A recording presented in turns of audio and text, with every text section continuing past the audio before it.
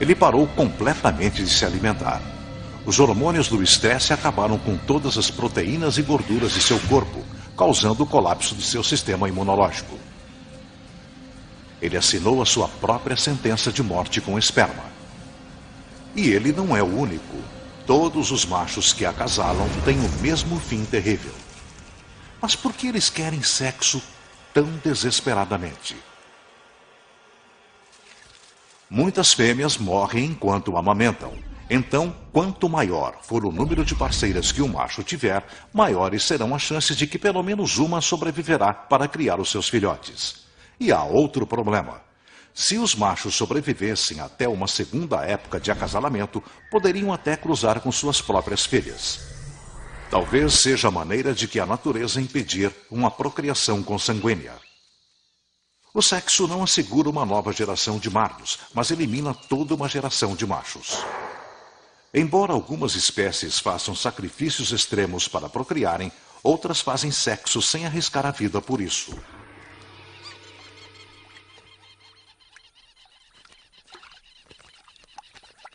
Este é um caso que poderíamos chamar de inversão dos estereótipos sexuais de machos e fêmeas.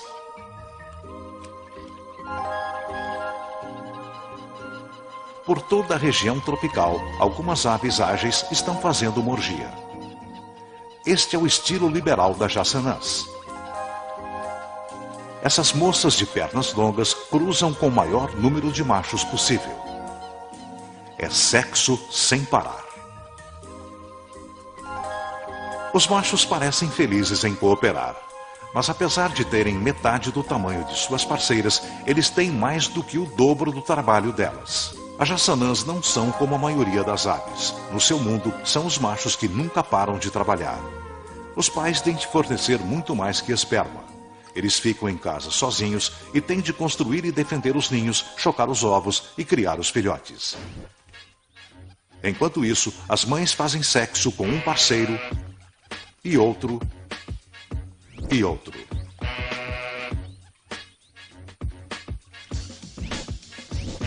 Às vezes, elas cruzam com 4 machos em uma hora. Mas no mundo delas não há apenas sexo liberal. Há predadores em todas as partes. E ao primeiro sinal de perigo, esse pai destemido foge.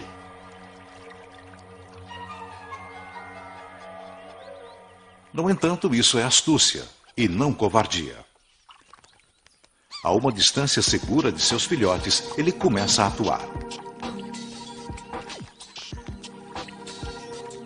É um número muito bem ensaiado, o truque da asa quebrada.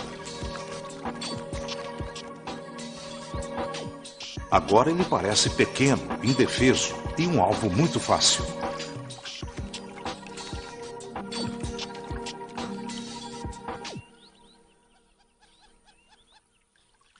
Mas assim que afasta o perigo do ninho, o pai se levanta de repente e volta para seus filhotes.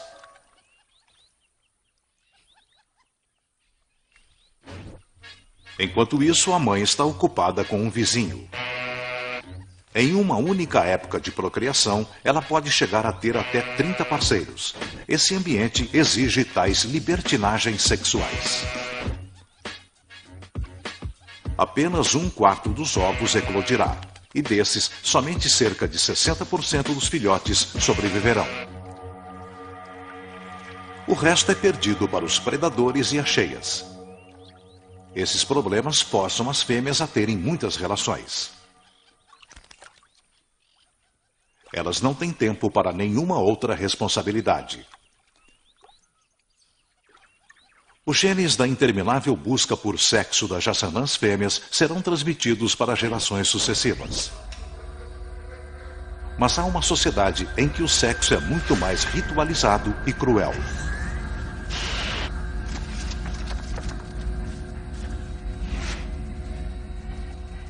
E seus membros parecem ser alguns dos maiores maníacos por poder do mundo. Bem-vindos ao mundo escuro da Rato Toupeira Pelado S.A., a mais estranha fábrica sexual subterrânea do mundo. O seu negócio, produzir filhotes. A competição é acirrada e o chefe é uma fortaleza, uma fêmea com quem nunca se deve discutir.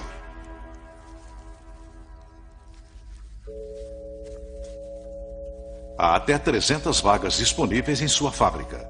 Os candidatos devem ser pequenos, carecas e ter a aparência de uma salsicha tostada. E ser parente da chefe ajuda, porque é um negócio de família. E na empresa dela, filhos podem ser amantes também.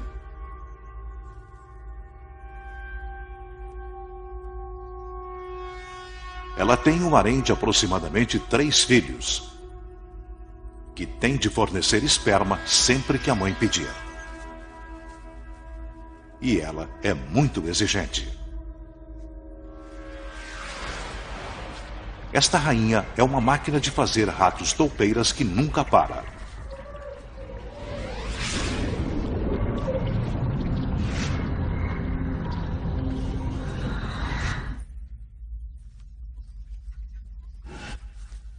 Ninhadas de 12 a 37 filhotes nascem a cada 80 dias.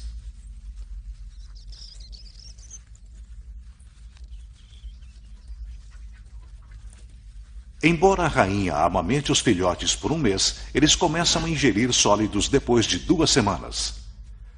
E é uma dieta literalmente nojenta.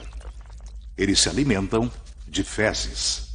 Por pior que possa parecer, para os filhotes, as fezes são um alimento orgânico e pré-digerido, uma fonte de nutrição e bactérias que protegem os seus estômagos. Os outros membros da colônia se ocupam de encontrar alimento, manter e defender a toca e construir túneis.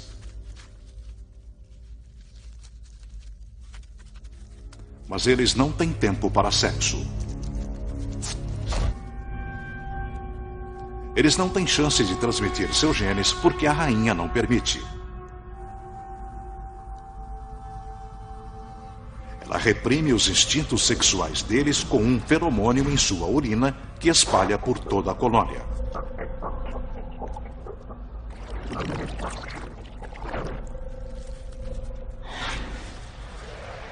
Ele é tão agradável que os outros membros da colônia, os operários, chafurdam nele. O feromônio da rainha reprime os hormônios sexuais das fêmeas e a testosterona e os níveis de esperma dos machos.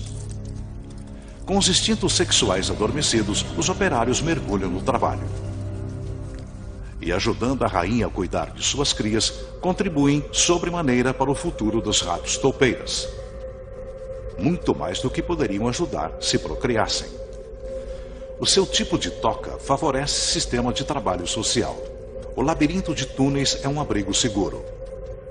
Eles têm paz para viver, se reproduzir e expandir esse negócio de família incestuoso e bizarro.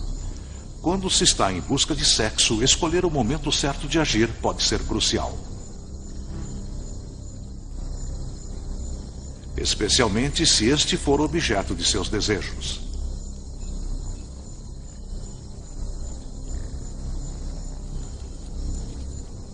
Esta fêmea é uma das amantes mais mortais do mundo.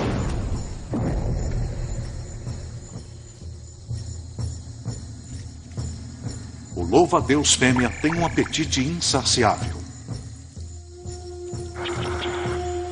E não apenas por comida.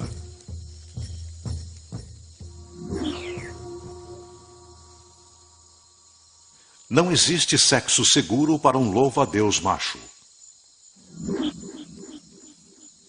A posição certa nunca foi tão importante.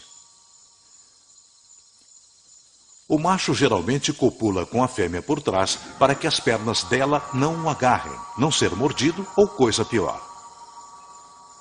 Em teoria, a posição papai e mamãe é muito arriscada. Tentar ficar cara a cara com uma fêmea dessas é brincar com a sorte.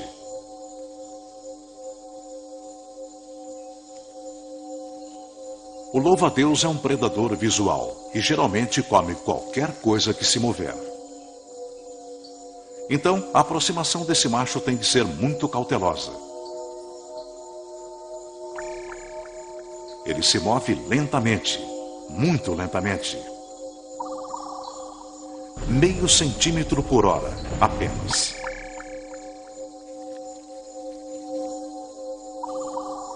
Ele chega mais perto, e mais perto, e mais perto, até ficar quase que cara a cara com ela.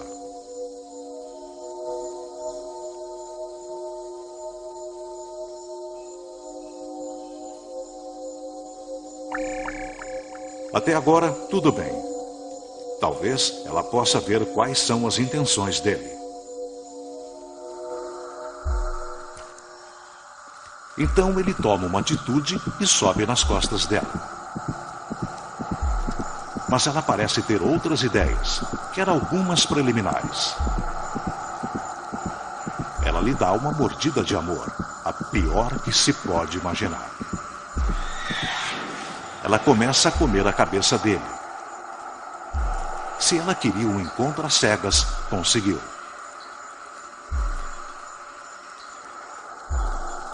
Ser comido vivo acabaria com o apetite sexual da maioria dos machos, mas não de um louva-a-Deus, longe disso. Instintivamente ele consegue colocar o que restou de seu corpo sobre a fêmea novamente e volta ao trabalho.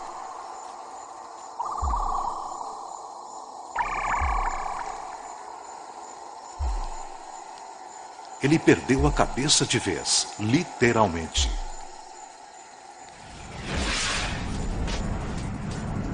O louva-a-Deus macho tem centros nervosos localizados em várias partes de seu corpo. Então, quando perde a cabeça, perde a inibição. Seus órgãos genitais assumem um comando e ele faz sexo como se não houvesse amanhã. Ele continua a penetrá-la até que a última gota de sêmen tenha saído de seus restos. Ele se afasta exausto, vazio e decapitado. Literalmente, deu a cabeça pelos seus filhotes. A fêmea se limpa. Ela teve sexo e jantar, uma refeição nutritiva que vai abastecê-la de energias e ajudar suas crias a se desenvolverem. Para ela, o encontro foi um sucesso total. A seguir, público causa caos em um show de sexo ao ar livre em uma campina da Índia. E também, porque esses dois pênis estão em uma rota de colisão. Voltaremos a seguir com Nat Geo Wild, no Nat Geo. Até mesmo fazer a tradicional corte pode ser mortal.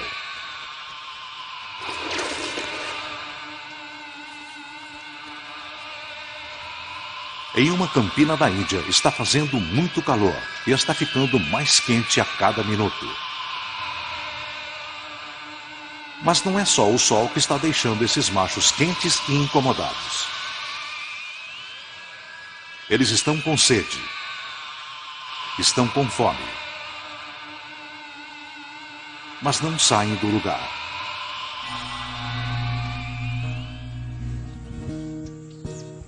Estão esperando pelo show.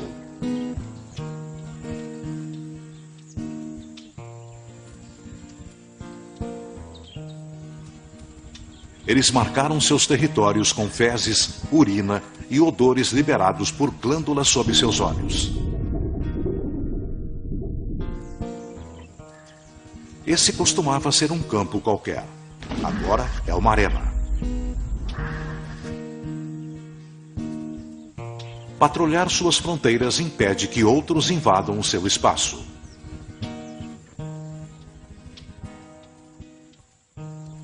Mas se isso não acontecer, as coisas podem ficar complicadas.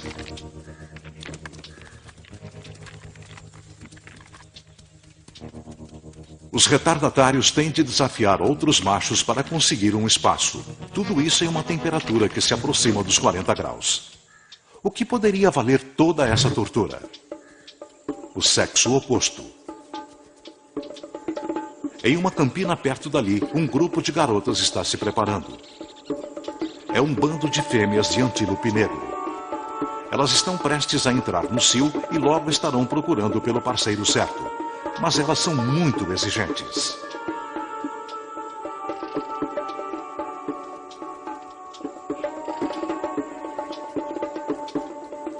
Essas fêmeas têm o privilégio de pastar, beber o quanto quiserem e ficar ao abrigo do calor. Por enquanto. O macho solitário tenta uma estratégia diferente e se aproxima do grupo. Mas essas fêmeas querem um macho que saiba proteger o seu território. Elas ignoram as investidas do macho rebelde. Estão se resguardando para a hora do show. E não vai ser difícil impressionar essa plateia. Quando chega a hora do show, elas verificam a plateia e então começam o espetáculo.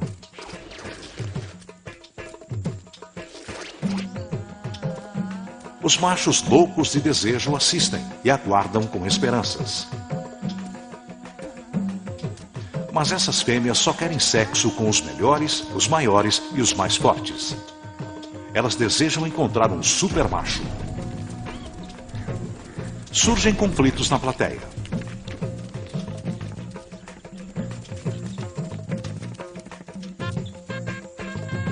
Um macho tenta a sorte.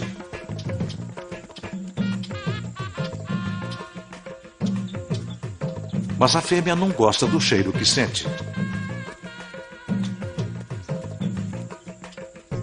Finalmente, no centro do campo, o melhor lugar da plateia, ela encontra o macho que quer e está prestes a levá-lo à loucura. O macho para. Ela o provoca e seduz, mas não deixa que se aproxime muito. Ainda não. Esse namoro frenético pode durar até 1 hora. Então, não é de se estranhar que, com preliminares tão exaltadas, o clímax seja tão breve.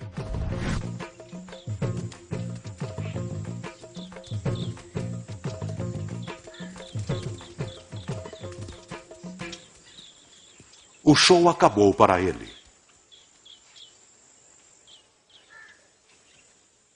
Essas fêmeas querem que os machos provem que são os mais preparados para serem os pais de seus filhotes.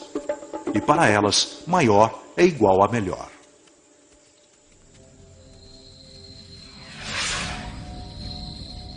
Mas o tamanho importa para todas as fêmeas?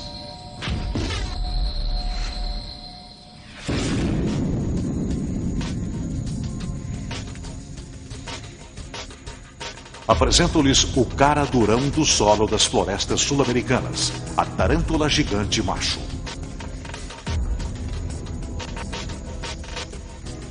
Um predador enorme e mortal. Ele tem presas para matar e veneno para paralisar. Mas quando o ser durão realmente importa, ele é um molenga. Ele não é nenhum garanhão, longe disso. Ele não tem um pênis pequeno, simplesmente. Como a maioria das aranhas, ele não tem pênis algum. Quando chega aos 2 anos de idade, ele já trocou de pele várias vezes e de marrom tornou-se preto. Depois de sua última muda, ele está pronto para o sexo. Mas sem a ferramenta apropriada para o trabalho, como ele consegue? Ao contrário da maioria das aranhas, as tarântulas não fazem teias para apanhar presas.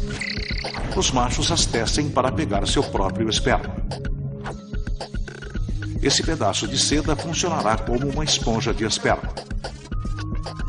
Rastejando sob a teia, ele pressiona seus testículos contra os fios e ejacula. Ele então sobe na teia e suga seu próprio sêmen com apêndices em forma de seringa chamados pedipalpos. Agora, carregando seu esperma fresco, ele sai em busca da sua primeira parceira. Que fêmea poderia resistir a um presente desses? Esta é mais velha e mortal. Ela marcou a teia em sua toca com feromônios, e eles, com certeza, funcionam.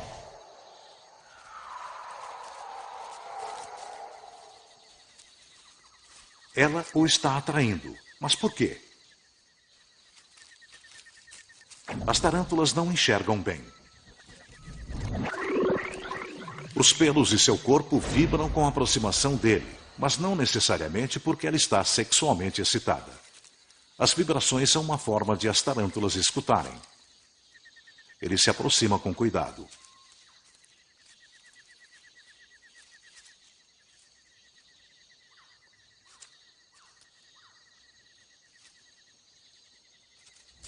Ela aceita a iniciativa dele. Mas ela quer saudá-lo ou comê-lo? Isso ainda não está claro.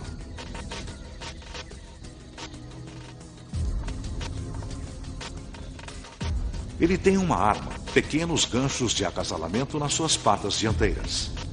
Se ele tiver sorte, eles vão ajudá-la a colocar o corpo dela na posição certa para fazer sexo. Se não tiver, eles podem agarrar as presas dela e, com sorte, salvar a sua vida. Ela parece conquistada pelos afagos dele, mas não há garantia.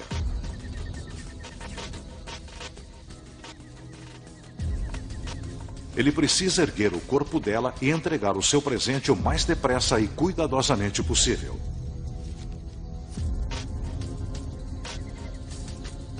Agora ele procura a abertura genital dela, e não há tempo para hesitações.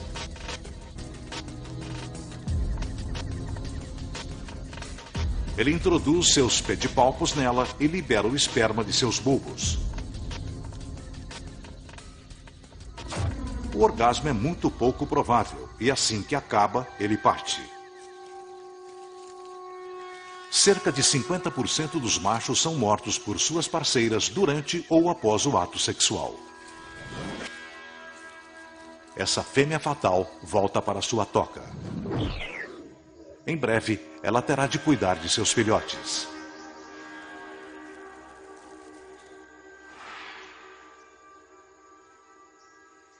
Ela pode viver por mais 15 anos e receber a visita de muitos outros machos que trarão seu esperma como presente. Se o parceiro tiver sorte, ele fará sexo com ela mais 2 ou 3 vezes, mas logo depois ele morrerá.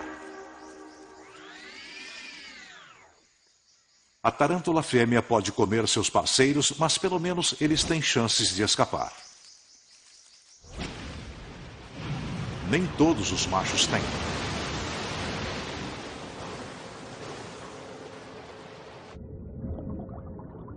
No fundo do mar, há uma prova viva de como as fêmeas podem ser uma força evolucionária poderosa.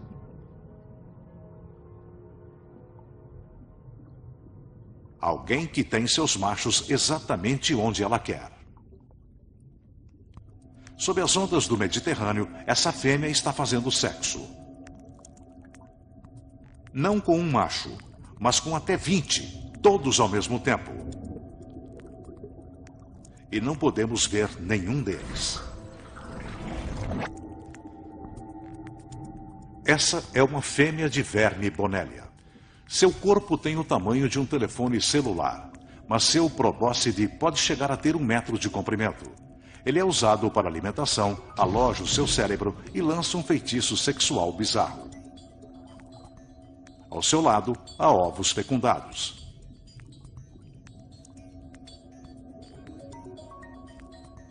Mas quando eles eclodem, o sexo ainda não está determinado. Qualquer larva que cair nas fendas dos corais ou pousar no solo do mar se torna uma fêmea.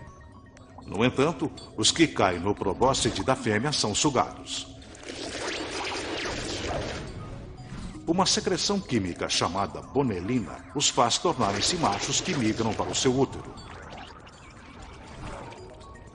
Até 20 de seus filhos podem viver dentro de seu corpo, cada um deles 200.000 vezes menores do que a mãe, e ela tem controle absoluto sobre o que eles fazem. Ela só pede uma coisa, que eles façam sexo com ela sempre que ela quiser. Os vermes Bonellia machos parecem não passar de um testículo. Suas bocas são usadas para liberar esperma. A fêmea do verme Bonellia é toda poderosa.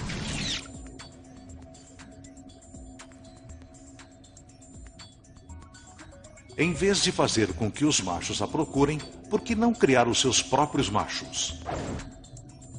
Mantê-los onde quiser, dando-lhes o que desejar e sempre que mandar. É sexo à disposição. A seguir, o jogo sexual das hienas. Regras brutais são ditadas por elas. Voltaremos a seguir com Nat Geo Wild, no Nat Geo. Algumas fêmeas não querem apenas sexo. Elas querem mais que igualdade sexual. Elas querem derrotar os machos no seu próprio jogo. E elas os enfrentam o tempo todo. As planícies da África estão entre os lugares mais viris da Terra. São campos de batalha movidos a testosterona.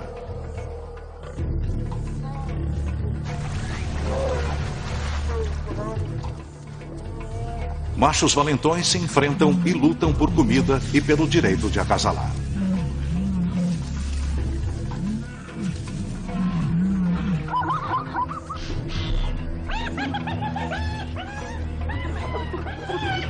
Em meio a essa confusão, poucos animais podem se misturar como a hiena. Ou parecerem tão confusos quanto ela.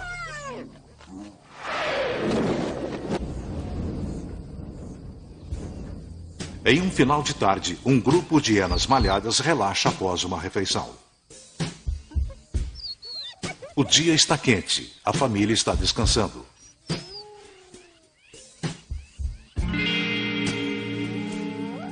O chefe da matilha passa se exibindo. Cheio de testosterona, seu pênis balança orgulhosamente. Com seu andar confiante, ele é um matador absolutamente seguro. Mas esse caçador bem dotado tem um segredo. Ele é uma fêmea. Essa é a rainha da orgia. Seu membro enorme, do qual muitos machos se sentiriam orgulhosos, é de fato um clitóris. Uma melhor olhada nessa família revela que não há macho algum à vista. É um grupo de irmãs, um grupo violento. Essas fêmeas são algumas das mais masculinas do mundo. Cheirar reforça os laços de família. E não há cheiro como esse na Terra.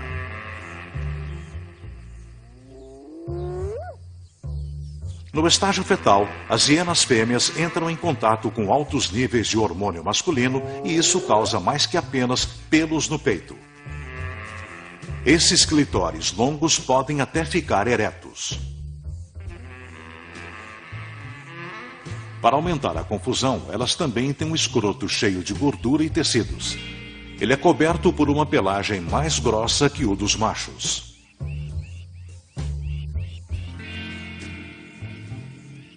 Sem uma vagina externa, elas urinam, acasalam e dão à luz por um canal que passa no centro dessa haste.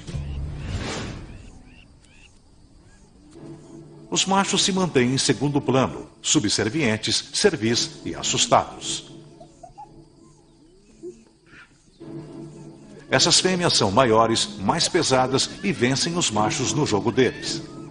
Elas os dominam em quase todas as situações, até na caça.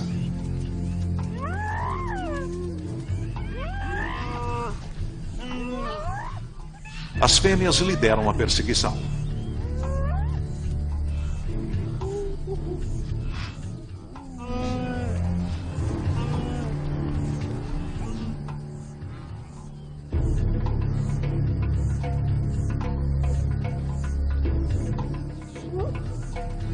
Quando a presa é abatida, as fêmeas alimentam-se primeiro.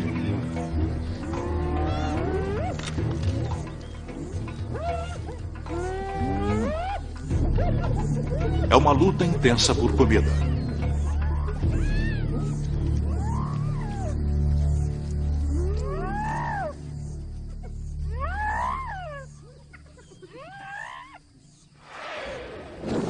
Então, quando se trata de sexo, não é de se estranhar que os machos sejam cautelosos, muito cautelosos. Timidamente, ele cava o chão para demonstrar sua submissão. Ao primeiro brilho de presas expostas, ele foge. Se a reação for mais calma, ele se aproxima e arrisca cheirá-la para ver se ela está no cio. Eles verificam as partes íntimas um do outro.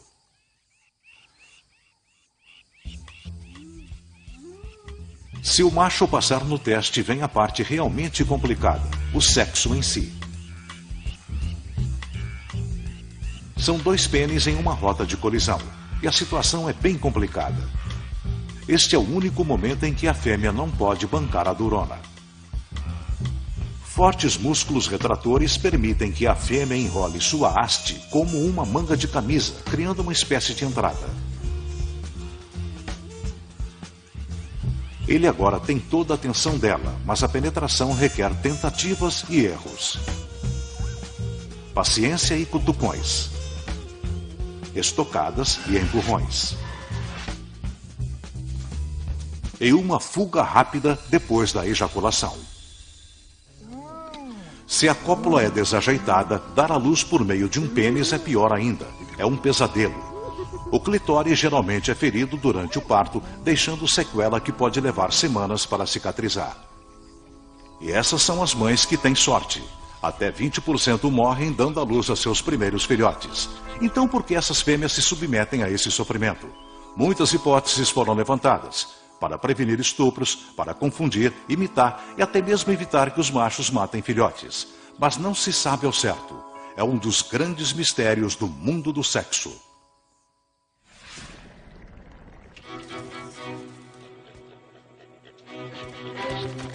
A escolha da fêmea existe para selecionar machos, para conseguir os melhores espermatozoides e os melhores genes. O seu sucesso reprodutivo depende de fazerem a escolha certa. Muitos machos são exatamente o que as fêmeas querem que eles sejam. Os testes de força, resistência e até de morte aos quais as fêmeas sujeitam os machos são garantias de vida para suas crias.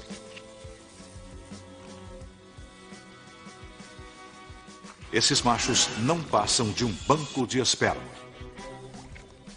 No mundo do sexo selvagem, o poder evolucionário está nas mãos dessas fêmeas fatais da natureza. Versão Marshmallow São Paulo.